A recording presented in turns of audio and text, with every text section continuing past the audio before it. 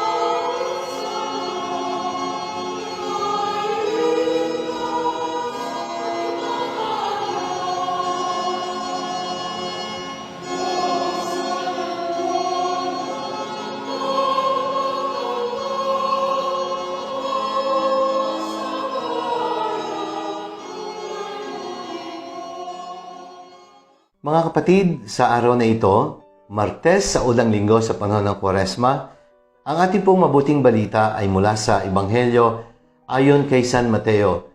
Ito po ay mula sa ika-6 na kabanata, mga talata 7 hanggang 15. Ang Ebanghelyo po ay naglalaman ng isang napakagandang panalangin na itinuro ni Jesus sa kanyang mga alagad. At ito po ay walang iba kundi ang Ama namin. At sa pagdinilay na ito, meron pong 4 na salita na lahat ay nagsisimula sa letrang P na ibabahagi ko po sa pagninilay. Kaya ang title po ng pagninilay ay ang 4 na P ng Ama namin. May programa po ang ating pamahalaan para sa mga may hirap na kung tawagin ay 4Ps, Pantawid, Pamilyang Pilipino Program. At dahil po sa COVID-19, nakabuo din po ako ng pamagat tungkol sa mga pagninilay na ibinabahagi ko araw-araw na may kinalaman sa mabuting balita. Sa sitwasyon natin ngayon dahil sa COVID-19, meron din po akong 4Ps na nabuo. Ito po ang pantawid na pagninilay sa panahon ng pandemya. Kaya 4Ps pa din.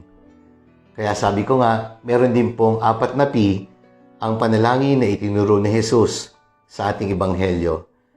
Ang una pong P ng Ama namin ay tinatawag na pagpupuri or praise. Kaya nga sa unang bahagi, ano po ang sinasabi? Ama naming nasa langit, sambahin nawa ang pangalan mo. Ikaw nawa ang maghari sa amin. Sundin ang iyong kalooban dito sa lupa tulad ng sa langit. O diba? Yun pong dinadasal natin sa first part ng Lord's Prayer. Kaya sinimulan ni Jesus ang panalangin sa pamamagitan ng pagkilala sa kabanalan at kadakilaan ng Ama.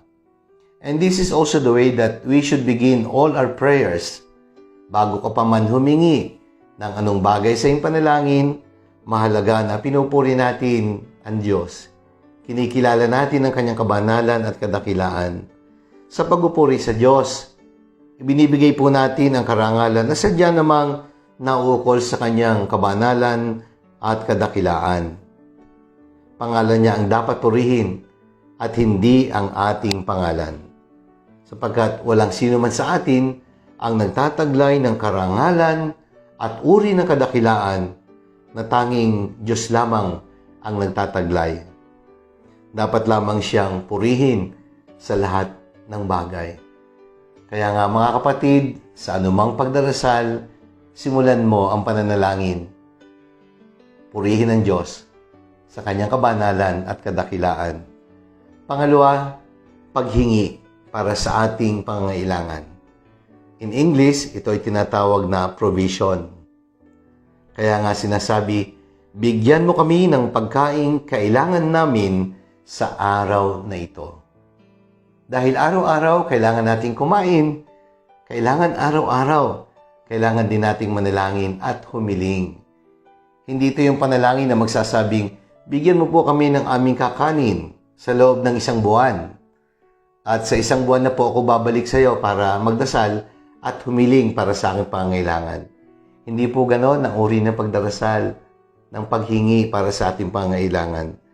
Ang biyaya ng Diyos ay palaging bago araw-araw at hindi kailanman nauubos ang pagpapalang ibinibigay ng Diyos sa atin. When we seek our needs and the desires of our hearts, we are in a state of being assured that He heeds every request. Pero huwag nating kalilimutan na sa bawat paghiling, tanging mabuti lamang at kung ano ang tunay na kinakailangan ang ibibigay ng Diyos sa atin. Meron nga pong isang tula akong nabasa na nagsasabi ng ganito, you may ask for strength, but God could make you weak so that you may humbly learn to obey. You may ask for power, but God could give you weakness so you could feel your need for Him. You may ask for riches, but He could give you poverty in order to make you wiser. God will not give you all that you ask for, but He will surely give you what you need most. At yun naman ang totoo. Kung anong mabuti, kung anong higit na kinakailangan, yun ang ibibigay sa atin ng Diyos. Pangatlong P, pagpapatawad. Pardon. Kaya nga sinasabing patawarin mo kami sa aming mga kasalanan tulad ng aming pagpapatawad sa nagkakasala sa amin.